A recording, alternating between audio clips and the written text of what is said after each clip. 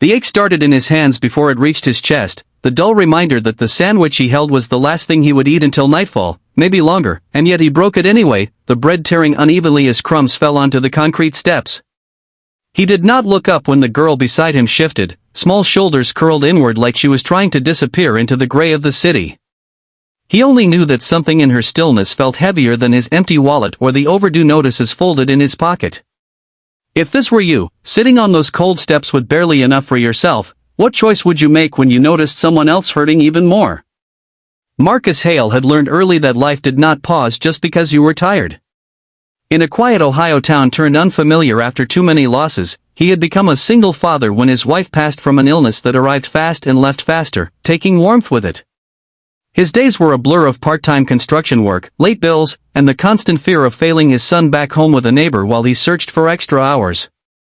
That afternoon, he had sat on the courthouse steps to rest his aching knees, the city humming around him, when he noticed the girl sitting a few steps down, staring at her hands as if they held answers she could not read.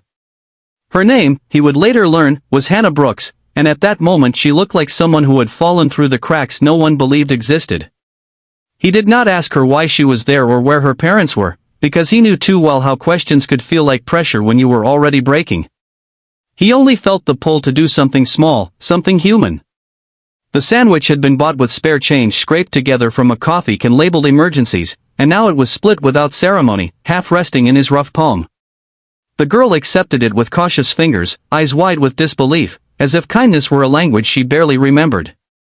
Marcus watched her chew slowly, like she was afraid it might vanish if she moved too fast, and something in his chest loosened and tightened at the same time. Across the street, unseen by either of them, a woman had stopped mid-step. Rebecca Lawson, tailored white blazer crisp against the afternoon sun, stood frozen as her world tilted. She had come to that building for a meeting that could shift markets, her mind full of forecasts and numbers, until she saw her daughter on those steps, hair unbrushed, clothes wrinkled, accepting food from a stranger. The shock ran deeper than fear, it was the sharp realization of how far apart they had drifted without noticing. Rebecca was a CEO known across the country, admired for her discipline and vision, yet in that moment she was simply a mother who had missed something vital. Hannah had run from the glass towers and long silences of her home after another morning of feeling invisible, the kind of invisibility that comes not from neglect but from being surrounded by expectations that leave no room to breathe. She had wandered until her feet hurt, until hunger made her dizzy, and ended up on those steps because she could not think of anywhere else to go. Sitting beside Marcus, she felt something unfamiliar bloom, a fragile sense that maybe not everyone saw her as a problem to be solved or a schedule to manage. Marcus, for his part, felt the strange comfort of being needed in a simple, honest way, untainted by paperwork or pity.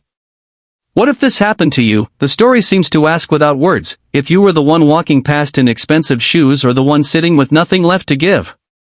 Would you stop, or would you tell yourself you were too busy, too tired, too small to matter? Marcus did not think of himself as kind or brave, he only knew that sometimes survival felt lighter when shared, even if it cost you a little more hunger. The city moved around them, people passing with eyes fixed on phones and futures, unaware that something quietly sacred was unfolding on those worn steps. Rebecca watched from a distance, heart pounding as memories surfaced of her own childhood, when her mother worked double shifts and left notes on the fridge instead of meals on the table.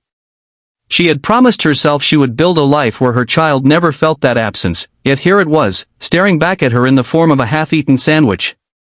She saw the way Marcus's posture leaned protectively, not possessive, just present, and shame burned alongside gratitude. She realized that success had insulated her from the small, painful truths that did not fit neatly into quarterly reports. When Hannah finished eating, a bit of color returned to her face, and she sat a little straighter, brushing crumbs from her lap. Marcus felt the familiar tug of time, the knowledge that he needed to keep moving, to chase the next dollar, but he lingered a moment longer, soaking in the quiet relief of the girl's presence. He thought of his son, Jacob, waiting somewhere else, and hoped that if the world ever turned its back on him, someone would sit beside him too.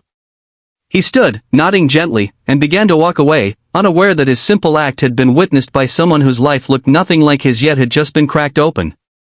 Rebecca approached only after Marcus was gone, her steps unsteady despite years of confidence. She wrapped her arms around Hannah, feeling the small body tense and then melt, and in that embrace she understood how close she had come to losing something irreplaceable. The steps, the city noise, the sharp edges of the day all blurred as she held her daughter and silently thanked the stranger who had done what she, in her busyness, had not. That night, Rebecca would make calls, not to assistants or board members, but to charities and local shelters, determined to see the unseen, though she knew no donation could equal the quiet dignity Marcus had shown. Marcus returned home later than usual, stomach aching but heart strangely full, and tucked Jacob into bed with a story about ordinary heroes who did not wear capes. He never learned the girl's mother's name or her title, and he did not need to. What stayed with him was the look in Hannah's eyes when she realized she mattered, and the way that look softened something broken inside him too. Sometimes, the smallest kindnesses ripple outward in ways we never witness, changing lives that will never know our names. Before this story closes, take a moment to comment below and share what you felt while listening, because your reflection might be the kindness someone else needs today. And if this story truly touched your heart, gently consider liking, sharing, and subscribing, so more moments like this can remind us all of the quiet power of compassion and second chances.